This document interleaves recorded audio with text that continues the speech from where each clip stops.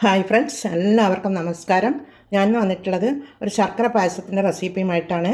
അമ്പലങ്ങളിലൊക്കെ ഉണ്ടാക്കിയെടുക്കുന്ന തരത്തിലുള്ള അടിപൊളി ടേസ്റ്റോട് കൂടിയിട്ടുള്ള ഒരു ശർക്കര പായസത്തിൻ്റെ റെസിപ്പിയുമായിട്ടാണ്. എന്നാൽ അതെങ്ങനെയാണ് ഉണ്ടാക്കുന്നതെന്ന് നമുക്ക് നോക്കാം. അമ്പലത്തിൽ നിന്ന് കിട്ടുന്ന ശർക്കര പായസം ഉണ്ടാക്കാനായി ഞാൻ ഈ നേരി അരിയാണ് എടുത്തിട്ടുള്ളത്. നെയ്ച്ചോറ് വെക്കുന്ന അരി ഉണ്ടല്ലോ, അത് പാൽപ്പായസം ഉണ്ടാക്കുന്ന അരിയാണ്. ആ അരിയാണ് എടുത്തിട്ടുള്ളത്. നിങ്ങൾക്ക് വേണമെങ്കിൽ പച്ചരിയും എടുക്കാം, അല്ലെങ്കിൽ പുതിയ നെല്ല് കുത്തിയ അരി ഉണ്ടല്ലോ, അത് വേണമെങ്കിലും എടുക്കാം. അതിനായി ഞാൻ അര കപ്പ് അരി എടുത്തിട്ടുണ്ട്. അതൊരു ബൗളിലേക്ക് ഇട്ട് കൊടുത്ത് നല്ലതുപോലെ കഴുകി വൃത്തിയാക്കി കൊണ്ടുവരാം. ഈ അരി ഇവിടെ നല്ലതുപോലെ കഴുകി എടുത്തിട്ടുണ്ട്. ഇതിലേക്ക് ആവശ്യത്തിന് വേവാൻ ആവശ്യമായ വെള്ളം ഒഴിച്ചു കൊടുക്കാം. ഇത് നമുക്കൊരു അടി കട്ടിയുള്ള ഒരു പാത്രത്തിലേക്ക് ഇട്ട് കൊടുക്കാം. കുക്കറിലും വേണമെങ്കിൽ വേവിച്ചെടുക്കാം. ഒറ്റ വിസിലിന് വേവിച്ചെടുത്താൽ മതി. ഒരു കപ്പും കൂടി വെള്ളം ഒഴിച്ചു കൊടുക്കാം. 2 കപ്പ് വെള്ളം ഒഴിച്ചു കൊടുത്തിട്ടുണ്ട്. പിന്നീട് ഇതിലേക്ക് ഒരു അര ടീസ്പൂൺ നെയ്യാണ് ഒഴിച്ചു കൊടുക്കുന്നത്. നെയ്യ് ഇതുപോലെ ഒഴിച്ചു കൊടുക്കുന്നത് എന്തിനാണെന്ന് വെച്ച് കഴിഞ്ഞാൽ അത് തിളച്ച് തൂവാതിരിക്കാൻ വേണ്ടിയാണ്. നമുക്കിത് വേവിച്ചെടുക്കാം. പാത്രം ഇവിടെ സ്റ്റൗ ഓണാക്കി കൊടുത്ത് അരി വേവാൻ വേണ്ടി വെച്ചിട്ടുണ്ട്. ഇനി നമുക്ക് കുറച്ച് സമയം മൂടിയിട്ട് കൊടുത്ത് അത് വേവിച്ചെടുക്കാം. അരി ഇവിടെ നല്ലതുപോലെ വെന്ത് വന്നിട്ടുണ്ട്.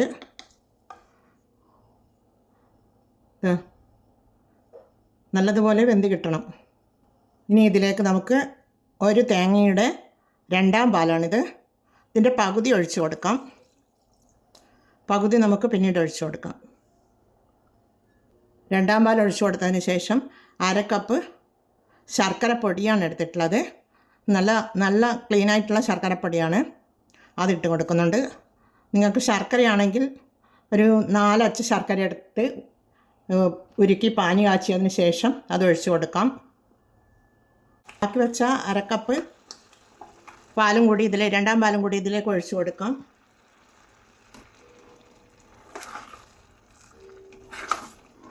നല്ലതുപോലെ ഒന്ന് ഇളക്കി കൊടുക്കാം. കുറച്ച് ലൈറ്റ് കളറുള്ള ശർക്കരപ്പൊടിയാണിത്, അതുകൊണ്ടാണ് ഇതുപോലെയുള്ള കളർ വന്നത്. ബ്ലാക്കും വെള്ളമല്ല. ഇതാണ് ശർക്കരപ്പൊടി. ഈ പാക്കറ്റാണ്. പക്ഷേ കുറച്ച് കളർ വ്യത്യാസമാണ്. ഡാർക്ക് കളറില്ല, ഇതാണ്. ഇനി അതിലേക്ക് ഒരു 1/4 കപ്പ് കൂടി ഈ ശർക്കരപ്പൊടി ചേർത്ത് കൊടുക്കണം. ഒരു 1/4 കപ്പ് കൂടി ശർക്കരപ്പൊടി നമുക്ക് ഇതിലേക്ക് ഇട്ട് കൊടുക്കാം. കുറച്ച് മധുരം കുറവുണ്ട്. ഒന്ന് ഇളക്കി കൊടുക്കണം. ഇനി ഇതിൻ്റെ മധുരം ഒന്ന് ബാലൻസ് ചെയ്യാൻ വേണ്ടി ഒരു 1/4 ടീസ്പൂൺ ഉപ്പിട്ട് കൊടുക്കാം. അത്രയും മതി, കൂടുതലാവാൻ പാടില്ല. ചില വെള്ളത്തിന് ഉപ്പുണ്ടാവും. ഇതിവിടെ കുറച്ച് ടൈറ്റായി വന്നിട്ടുണ്ട്.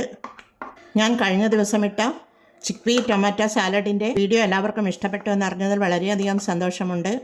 അതിന് നല്ല ലൈക്കും എനിക്ക് കിട്ടിയിട്ടുണ്ട്. എല്ലാവർക്കും ഞാൻ നന്ദി രേഖപ്പെടുത്തുന്നു. അതുപോലെ ഇന്ന് ഞാനൊരു വീഡിയോ ഇട്ടിട്ടുണ്ട്, അതിനും നല്ല ഒരു റെസ്പോൺസ് കിട്ടിയാൽ നല്ലതായിരുന്നു. എല്ലാവരും അത് കണ്ട് ഒരു സബ്സ്ക്രൈബും ലൈക്കും തരണേ. ഇനി ഇതിലേക്ക് ഒരു 5 ഏലക്കായ ഇങ്ങനെ ചതച്ചെടുത്തിട്ടുള്ളതാണ്, കുരു മാത്രമാണിത്. അത് ഇതിലേക്ക് ഇട്ട് കൊടുക്കാം. ഇട്ട് കൊടുത്തൊന്ന് ഇളക്കി കൊടുക്കാം. പിന്നീട് ലാസ്റ്റ് ഇതിലേക്ക് അര കപ്പ് 1ാം പാലാണ്. മൊത്തത്തിൽ ഞാൻ 1 കപ്പ് 2ാം പാലും അര കപ്പ് 1ാം പാലും ഒഴിച്ചു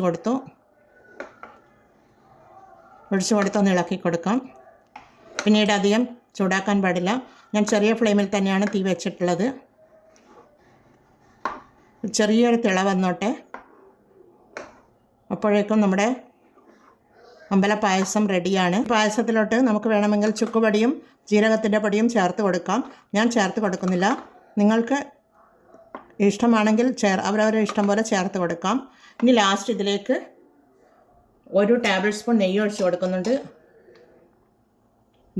1 ടേബിൾ സ്പൂൺ നെയ്യാണ്. അത് ഇതുപോലെ ചുറ്റിച്ച് കൊടുത്ത് ഒഴിച്ച് കൊടുക്കാം. ഇനി നമുക്ക് തീ ഓഫ് ചെയ്ത് കൊടുക്കാം. ചെറിയൊരു തിള വരുന്നുണ്ട്. ഇനി ഒരു തീ ഓഫ് ചെയ്ത് കൊടുത്ത് നമുക്കടുത്ത് സർവിങ് ബൗളിലേക്ക് മാറ്റാം. ശർക്കര പായസം ഞാനിതൊരു ബൗളിലേക്ക് മാറ്റിയെടുത്ത് വെച്ചിട്ടുണ്ട്. പിന്നീട് അതിലേക്ക് അണ്ടിപ്പരിപ്പ് മുന്തിരിങ്ങയും നമുക്ക് വറുത്തിട്ട് ഇട്ട് കൊടുക്കാം. അതിനായി ഒരു പാൻ സ്റ്റൗ మీద വെച്ച് കൊടുത്തിട്ടുണ്ട്. അതിലേക്ക് 1 ടേബിൾ സ്പൂൺ നെയ്യാണ് ഒഴിച്ച് കൊടുക്കുന്നത്. കുറച്ച് അണ്ടിപ്പരിപ്പിട്ട് കൊടുക്കാം. ഒരു 10 എണ്ണമുണ്ട്. അതൊന്ന് ഫ്രൈ ആയി വരുമ്പോൾ നമുക്ക് കുറച്ച് ഒരു 10-20 റേസിൻസാണ് അതിട്ട് കൊടുക്കാം.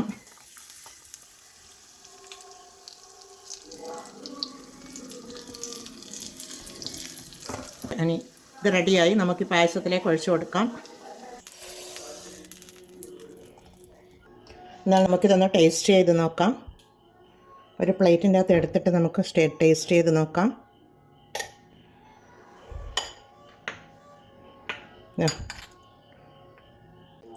നല്ല അടിപൊളി ശർക്കര പായസം ആണ്.